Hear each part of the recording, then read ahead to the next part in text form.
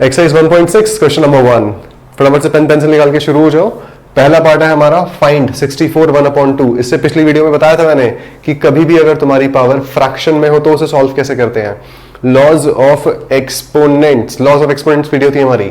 सबसे पहले 64 1/2। तो भाई सबसे पहले देखो क्वेश्चन कर, अब हम कोशिश करेंगे जितना ज्यादा हमारा रफ वर्क जो है वो कोने में रहे, बीच में हमारा जो नीट एंड क्लीन काम है वो रहे। खिचड़ी नहीं बनाएंगे सारे वीडियोस की तरह। इस बार थोड़ा काम सिस्टमैटिक होगा, ठीक है। तुम्हें भी उसी तरह से कहीं भी तुम अगर प्रेजेंटेशन दे रहे हो, प्रेजेंटेशन बहुत इंपॉर्टेंट है, उस पर तुम्हें हमेशा ध्यान रखना। 64 1/2। सबसे पहले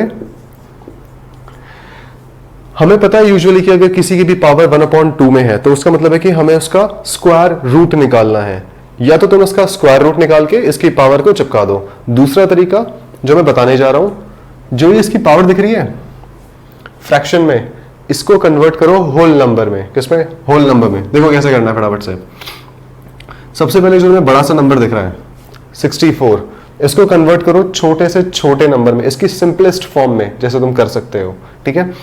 वो कैसे करना है देखो। 64 का तुम अगर प्राइम फैक्टराइजेशन निकालोगे, पीएफ जिसे हम कहते हैं, प्रोविडेंट फंड नहीं, पीएफ प्राइम फैक्टराइजेशन अगर तुम 64 का निकालोगे, अगर याद होगा तो इस तरह निकालते थे। इस मेथड को हम प्राइम फैक्टराइजेशन कहते हैं। 2 से अगर 2 से जाएगा, ये सबसे छोटे प्राइम नंबर्स लिए जाते हैं इसमें, 2 3 5 7। ओके, कुछ क्या करते हैं यहाँ पे सीधा 8 से निकाल देंगे, इसे 8 से डिवाइड कर देंगे। गलत है, सबसे छोटा प्राइम नंबर लेना है तुम्हें। 8 से करेंगे तो ये आएगा बेटा आपका 32, फिर 2 से करोगे तो आएगा 16, फिर 2 से करोगे 8, फिर 2 से करा हमने 4, 2 4 जा 8, 2 2 जा 4, 2 1 जा 2। ओके, अब देखो यहां पे कैसे करना है। अब मैं इस 64 को मैं 2 1 2 3 4 5 6, मैं इस 64 को 2 रेज्ड टू द पावर 6 लिख सकता हूं। कैसे? देखो, किसी की ट्यूबलाइट अभी जली नहीं होगी। 64 इंटू 2 इंटू 2 इंटू 2 इंटू 2, 4 बार 2 5, और ये 6 बार 2, 1 2 3 4 5 6, ठीक है। 64 को मैं इस तरह लिख सकता हूं, करके देख लेना आराम से। मल्टीप्लाई 64 आंसर आएगा। 64 को मैंने 2 रेज्ड टू द पावर 6 लिखा है यहाँ पे।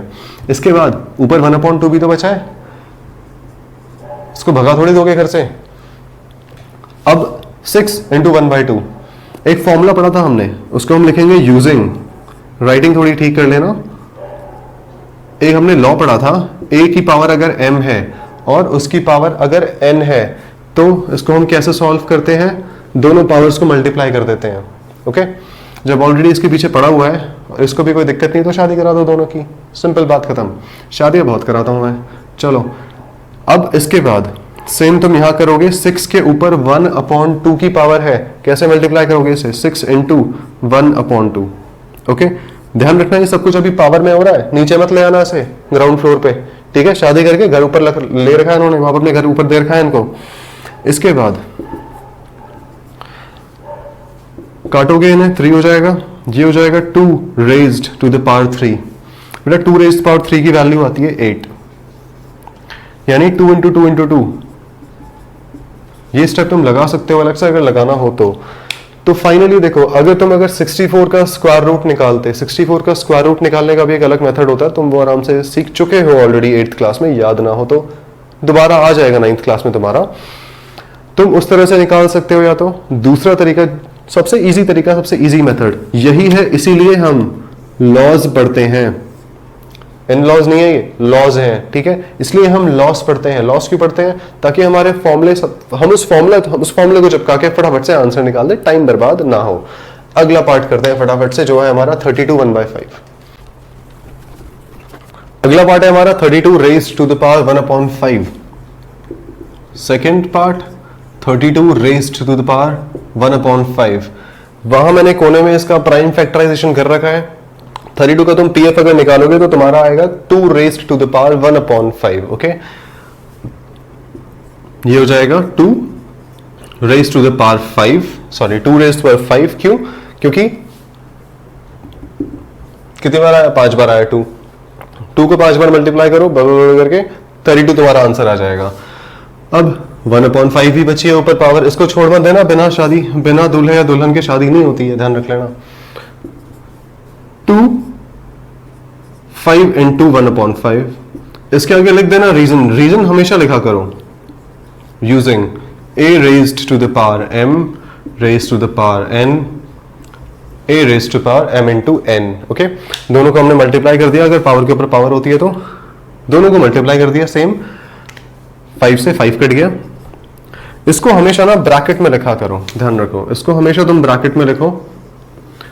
आगे तुम कोई भी आइटम सॉन्ग लिख के आ जाओ, शीला की जवानी लिख के आ जाओ, मगर अगर तुमने ये लिखा होगा तुम्हारे मार्क्स नहीं कटेंगे, ठीक है। इसके बाद आंसर लिख देना, सही में लिख के मत आ जाना। इसके बाद तुम्हारा आंसर आ गया फाइनली 2, यानी 32 रेज़ टू द पावर 1/5 की वैल्यू होती है 2। अब करते हैं third part. 125 raised to the power 1/3। चलो 125 का तुम्हें अगर प्राइम फैक्टराइजेशन करना है, फिर से उसे तुम्हें 125 का प्राइम फैक्टराइजेशन करना है। अब छोटे मोटे नंबर्स तो बच्चे कर लेते हैं, जब बड़े नंबर्स आते हैं उसमें वो क्या करते हैं 2 3 4 5 की तरह लगाना शुरू कर देते हैं, हर टेबल से डिवाइड करना शुरू कर देते हैं। इस काम को आसान करने के लिए तुम्हें डिविजिबिलिटी रूल याद होने चाहिए। क्या होने चाहिए? डिविजिबिलिटी रूल याद होने चाहिए भैया।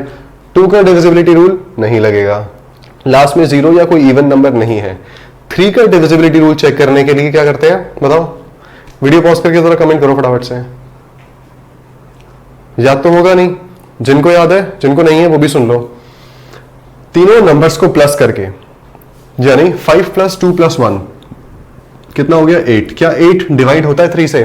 नहीं होता, तो ये 3 से डिवाइड नहीं होगा, 4 से तो डिवाइड होगा ही नहीं। अब बचा बेचारा हमारा 5 कोने में, ठीक है। 5 से बराबर कट रहा है, तुम 5 से अगर इसे काटोगे ये तुम्हारा कटेगा 25, ठीक है। इसके बाद थोड़ा धीरे, मुझे टेबल याद आती है। इसके बाद तुम दोबारा इसे 5 से काटोगे, 5 5 = 25, 5 1 = 5। ओके, ये तुम्हारी वैल्यू आ गई 5 रेज़्ड टू द पावर 3, ठीक है। 5 raised to the power 3 raised to the power 1/3। Okay, इसके बाद लिख सकते हो यहां पे यूजिंग USING लिखा है मैंने, वो a raised to the power m raised to the power n equal to a raised to the power m into n। Power के ऊपर पावर, दोनों को मल्टीप्लाई कर दो, सिंपल बात खत्म। और इसको बना दो तुम डब्बे के अंदर, हमेशा ध्यान रखना। इसके बाद तुम्हारा क्या होगा 5 raised to the power 3 into 1/3 हो जाएगा, तो 3 से तुम 3 को कट कर दोगे, क्या बचा तुम्हारा यहाँ पे 5। ओके, आंसर क्या आ गया? खाली 5। अब देखो, अगर तुम 125 रेज़्ड टू द पावर 1/3 की वैल्यू क्या होती है 5। ओके, तो ये था हमारा फर्स्ट क्वेश्चन। अब मिलते हैं सेकंड क्वेश्चन पे। इस पूरे क्वेश्चन में हमने एक ही फॉर्मूला यूज किया खाली। अगले क्वेश्चन पे आओ फटाफट से, नेक्स्ट वीडियो पे क्लिक करो। तब तक के लिए कीप ट्रैकिंग द कंसेप्ट।